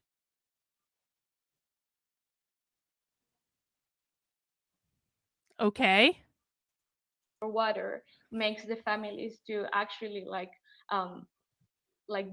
do these practices because of the climate crisis. So it's a very important topic. You're suggesting that families in Africa sell their children into a child marriage in order to be able to attain food and water? That doesn't sound correct to me. I want evidence. I want statistics. I want a case study. I'm not saying that's never happened. It probably has, but like, I want to know how often it happens. I want an example. I don't believe this. Sorry. I do not believe this is a widespread problem. To talk about also.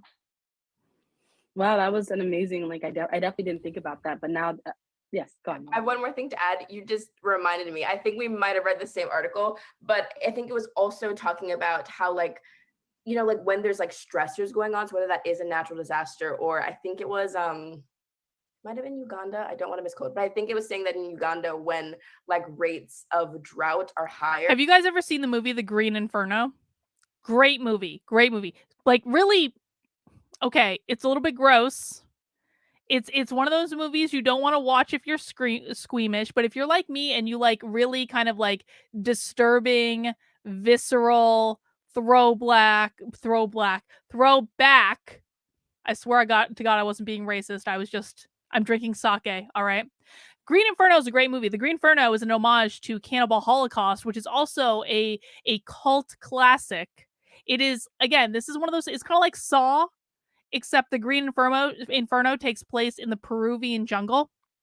And the reason I bring this up is the whole premise of the Green Inferno is that a young student, and I think it may have actually been at Columbia, if I'm being honest about it, like this young college student goes on a social justice mission to the Amazon in Peru, where this evil company is cutting down trees in the Amazon, and their whole thing is they're going to film this evil company cutting down trees in the Amazon in order to broadcast it on the internet as a protest that's going to stop the company from doing it. But what they really don't know is this group has been hired by a competing company for the specific purpose of disrupting the cutting down the trees in the Amazon, because they've been hired by a competing company. So it's like corporate sabotage.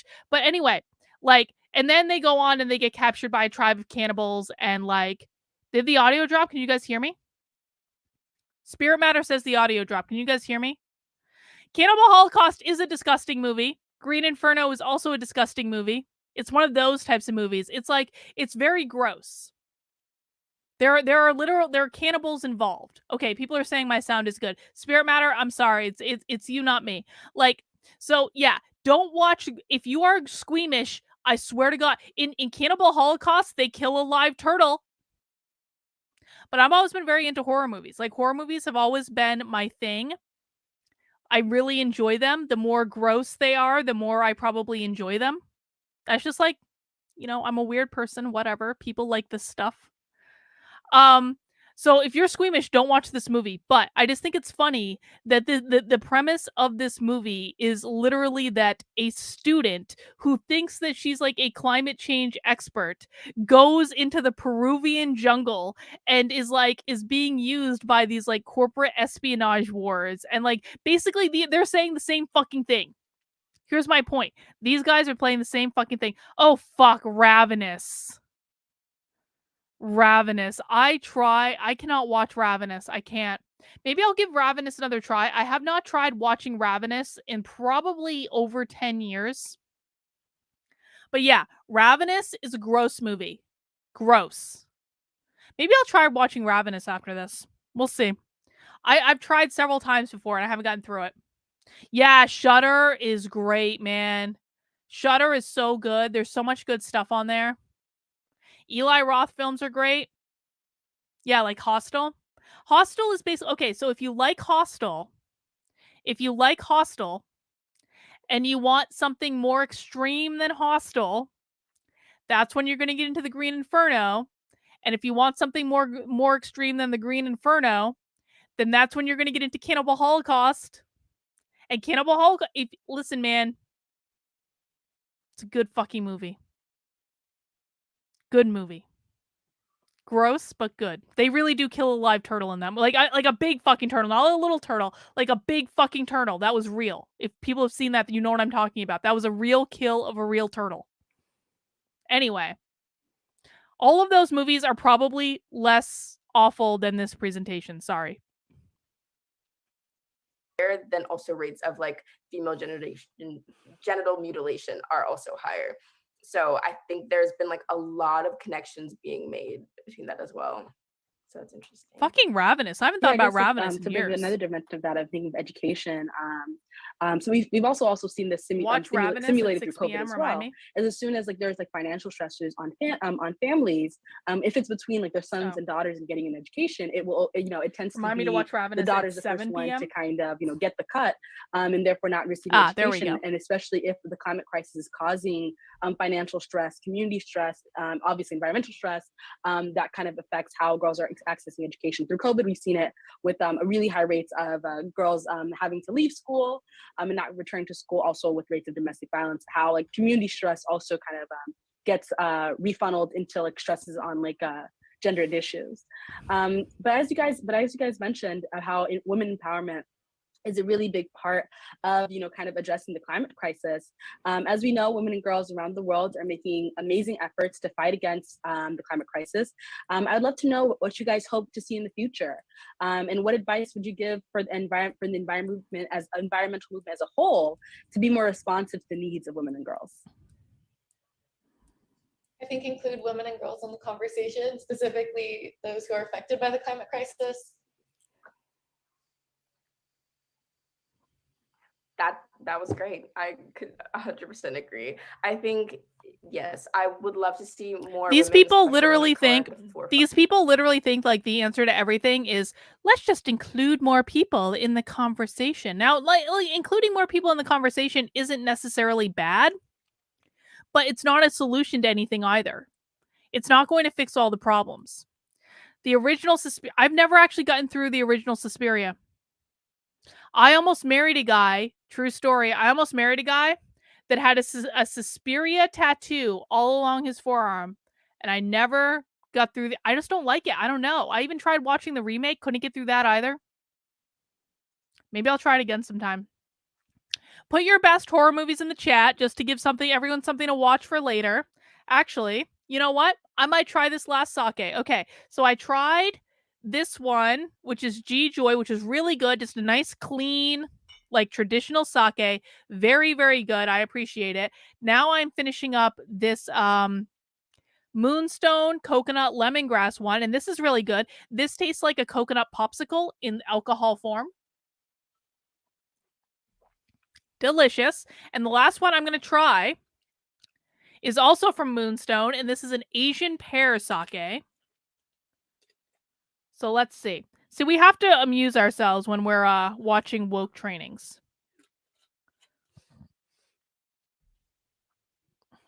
Let's see. Got to have our pinky out because we're being high class. High class with our dollar store goblet. Oh, it smells like pear. It actually smells really refreshing.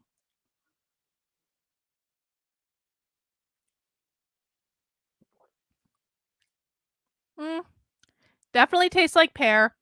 I think all of these are good sakes. If I had to rank order, though, this coconut one is really tasty if you like a flavored. But this other one that's not flavored is like really solid too. Let's see your horror movie recommendations. The Ring 2, The Grudge, Insidious is a great fucking movie. The Insidious movies are great. Insidious, really, really solid options there, Janice. Solid options. Terrifier, I've never seen this movie. I'm going to make a list of movies. I'm thinking about, so we've talked many times about doing movie night in my locals, and I just haven't followed through with it because I've been busy, but maybe we can do movie night. Let's see. Ravenous is one I want to watch. Terrifier. I'm making a list and checking it twice. Okay. Let's see. Suspiria, Zombie, Santa Sangre. I don't know if that's Santa one, Nat D. The Taking of Deborah Logan, great movie. Crow's Nest. I don't think I've seen Crow's Nest. I feel like I've heard of it. I don't think I've seen it. The guest that M. Night Shyamalan movie where the children go to their grandparents' house? Cabin in the Woods. Oh, fucking Cabin in the Woods is a great movie. Unexpected movie, but like really, really, really solid. I love mojitos. I almost got a mint sake today. Actually, I almost got one. It was like, and I just didn't know if I wanted to commit to like a mint sake, but I love mojitos. Mojitos are the best. Let's see. Anything David Lynch? I wrote a paper. Oh God, what is that movie he did? Mulholland Drive. I wrote a whole paper on Mulholland Drive in college. Great movie. The newest Conjuring, the second Conjuring kind of sucked. The newest Conjuring though, the one that came out, I think probably like a year ago, maybe a little bit less than that. The newest Conjuring, really, really good. Really good. Twin Peaks, I've never seen Twin Peaks. Oh God. There's a horn going off. The Stepfather, Frozen.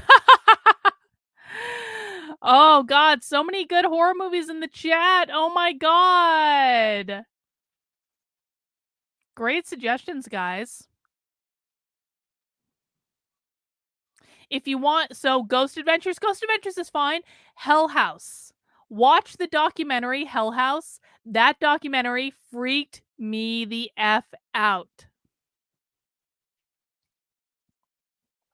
The Devil's Pass is based on a true story.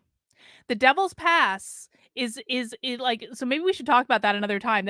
That's actually like a fascinating spiritual story, because what they say happened at the Devil's Pass is the scariest thing that has ever, from a spiritual perspective. So this is based on hikers that were like in Russia and like Siberian Russia, that they were like looking for people who were lost, and they went up into the mountains and they were never found again.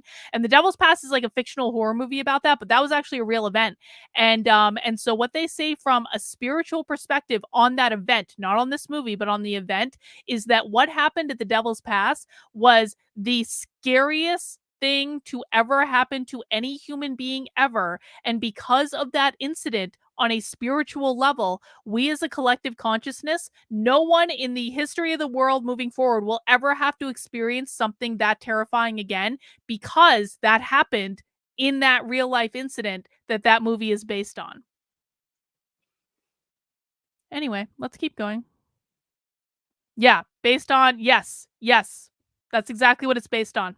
And they say, and this was channeled on a channel on a channel I talked about the other day on my main channel called Channeling Eric. They channeled the survivors, or not the survivors, the people that were involved in this, like from the afterlife, and they said that this is like the scariest thing that has ever happened to any human being ever in the history of humanity. And it was so bad and so terrifying that God, because the purpose of life is experience, God has now understood the most extreme level of terror that human beings are able to experience. And because of that, no human being ever needs to experience that extreme level of terror again. Because once we know it, it goes into the collective consciousness. So once it happens to one person, it happens to all of us. How great is that? How beautiful is that on just like a human level? That the people who went through this kind of sacrificed their experience in this lifetime so that none of us in the history of humanity ever have to go through something like they went through. That's actually, it's scary, but it's also kind of a really beautiful thing, isn't it? Oh, Return to Oz is a fucked up movie, Benjamin. I don't want to talk about it. Return to Oz is traumatic. Traumatic, Benjamin. Front. I would love for more of them to be in positions of power to make decisions. Like I was saying, women are doing such great work. I could riddle off a list of so many women in like the climate space that I admire and that I look up to, and I would just love for them to have a platform and be the ones making decisions. So I think that's a big part of it. Girls' education, prioritizing that, making like girls' education a big, like a big issue, an issue to address, I think is also really important. And the curriculum also needs to be fixed. So just things we talked about before. Yeah, I mean, those answers are great.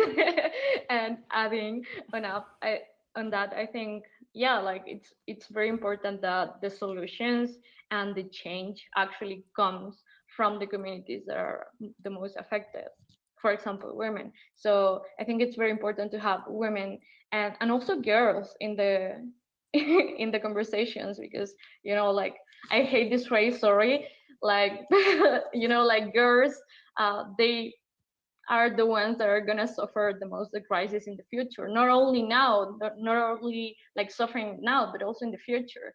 So I think it's very important to to have them also in the decision making spaces, and also to work on the empowerment of girls on climate change with education, because it's actually, I think it's a fact. I think I read a study about like how uh, girls' education can be like a feminist solution to the climate crisis. So it's a fact that it's related, and that if we empower women, if we empower girls, we can work on more effective adaptation and mitigation measures for climate crisis.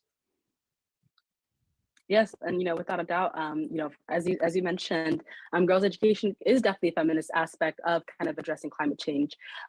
Women as like, let it be like caretakers, as people who are stewards to the earth, let it be through also as farmers as well. When we kind of educate the women around the world as to what are the most effective ways to not only should they get to take care of your family, but take care of the environment, to ensure that it can stand for generations.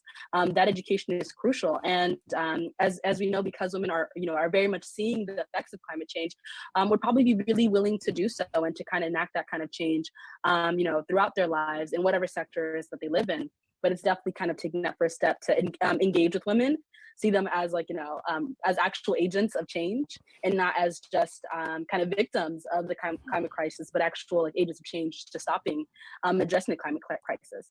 I know Nadia actually mentioned TikTok before, so I'd actually love to know more about the kind of platforms for information sharing or community building that you guys are using and are excited for when connecting the issues of gender equity and climate change.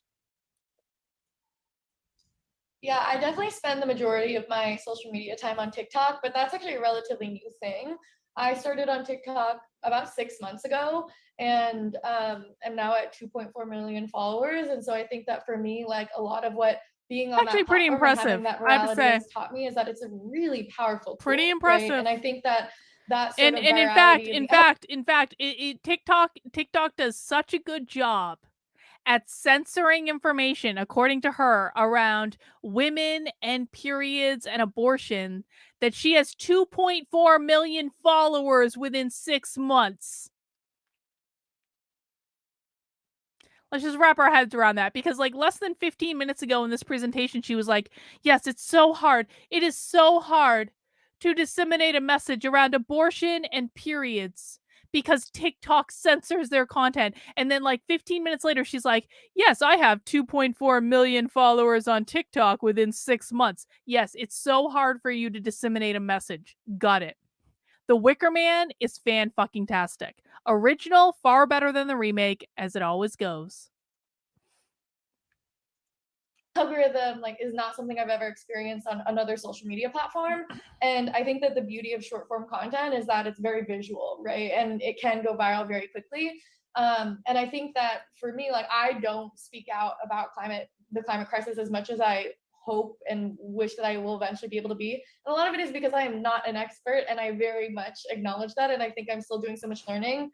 But I think for me, I also feel more and more the responsibility to talk about the issues and amplify other voices who don't have that platform. And I think that's where I've used a lot of the duet function to like amplify those other videos. But honestly, the TikTok has been a way that I've been able to connect with a lot of people who care about sustainability in this Gen Z demographic, because I'm talking a lot about how we're making pads that are biodegradable versus other pads take 5 to 8 centuries to decompose. And so we've built this following of millions of people and continue to build the company with a community of people who care a lot about the environment. And so we continue our community building actually on an app called Geneva. And Geneva is kind of like Slack for Gen Z. And we have a few thousand members in there, and it's all constantly in conversation. And we actually have a chat room about sustainability where people are sharing resources, learning about the climate crisis, and talking about different organizing efforts that are happening around the world.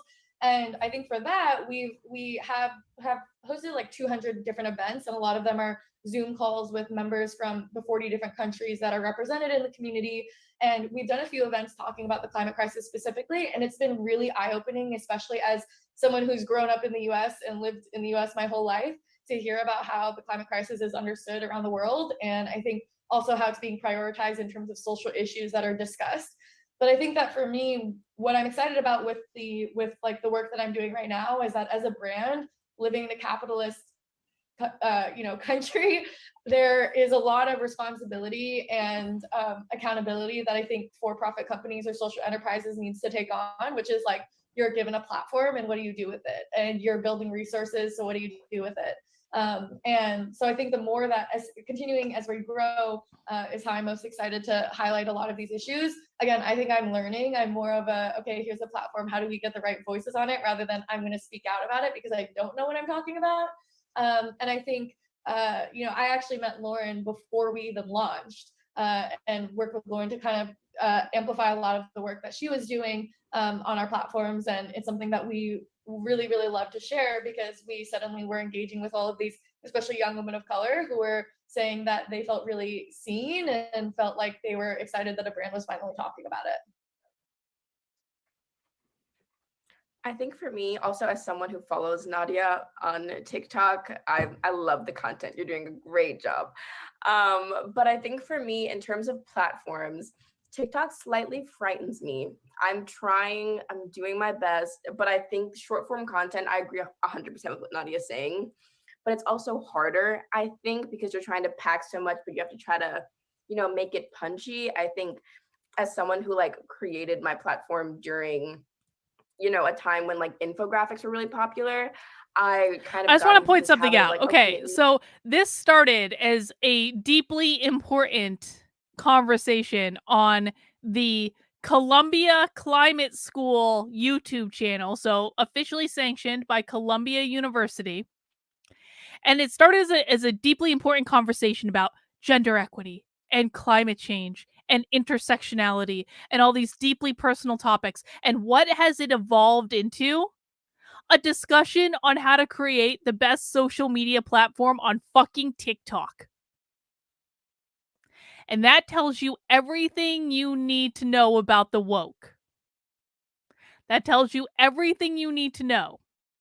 Because it is not about justice and equity and fairness and women and environment and all of this stuff. It is not about that at all. It is always and only about the virtue signal. That's all this is. They are literally wrapping up this deeply important conversation about gender equity and climate change on talking how to create the best platform on fucking TikTok. It needs to be like flashy. It needs to like condense this really nuanced and complex topic into like 4 slides max, or like 7 seconds on TikToks max. So I think that becomes really difficult. I've been exploring longer form content recently on the ecojusticeproject.com. There's some articles, some spotlights of people who are doing amazing work up on the website that I would recommend reading. But I think for me, when it comes to platforms, I think I am very, not frightened, but I think it is very intimidating to be called an expert on an issue that is such a huge issue. Because you're not an expert. So I think I've kind of It's not intimidating when you're an actual expert. Or just even like the way that I engage in conversations like this about climate from this perspective of like, oh, like here, let me educate you, to like instead being like, let's foster this community. Let's like create a platform, or let me share some resources. I saw a poll the other day that was saying that basically what is the number one sought profession of people graduating from high school right now? Does anyone want to take a guess? What is the most desirable profession among people who are graduating from high school right now? What do you guys think it is in the chat? I know there's a slight delay, so I'll wait for you to put in your answers. Oh, dude, Nat D, Columbia is way more than $30,000 a year. Let's look at Columbia is going to be close to $70,000 a year, I'm betting. Columbia University tuition. We can look real quick. Tuition and fees. It depends on the program. Okay, let's go to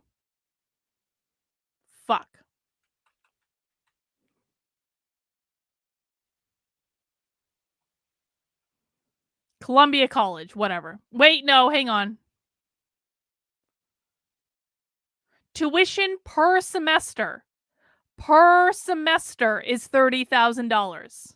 That's just the tuition. So we're talking about $60,000 a year just for tuition, not for housing, not for room and board. $60,000 a year just for tuition. That's what you're getting. Yep. YouTuber, TikToker, influencer, content creator, YouTube. Yes, it's content creation. It's being an influencer. Content, darling. So I guess I'm kind of living the dream. Kind of, I guess. Oh, Lord. All right, guys, we've got 6 more minutes of this presentation. We're going to make it. Hang in there. With you, or like, let's learn together. Let me show you this cool thing that I just saw and we can talk about it. I think that's like my ideal type of platform. That's what I'm working on cultivating with the Eco Justice Project. But yeah, I think sharing educational resources in a way like that and building community, I think is really important for like cultivating like real change around these issues.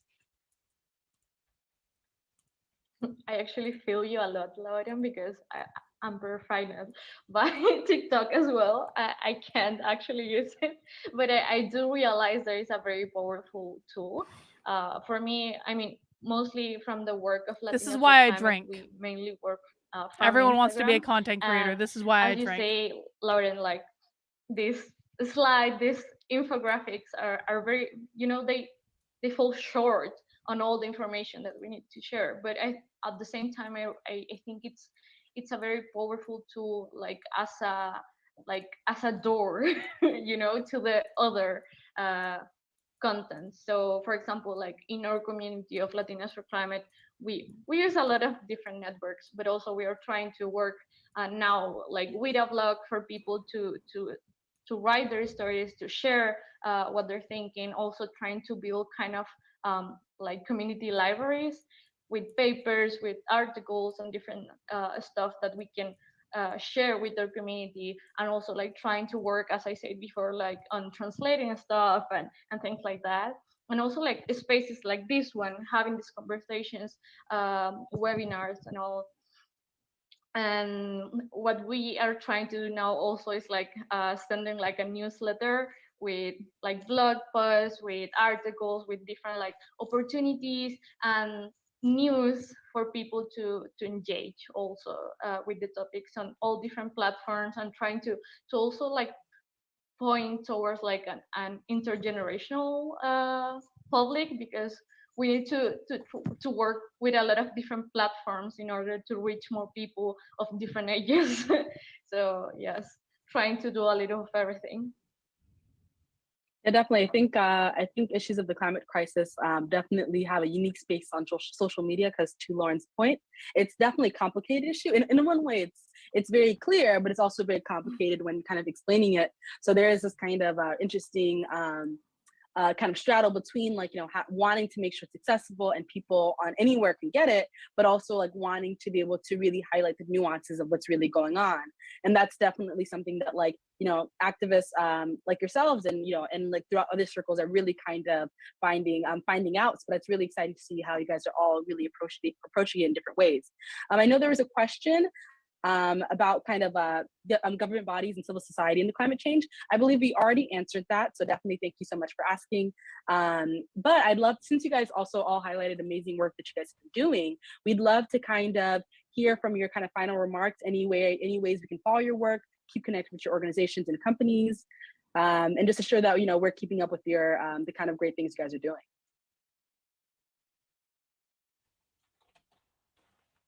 So to support me, you can keep coming to Columbia Climate Conversations events and panels like this one.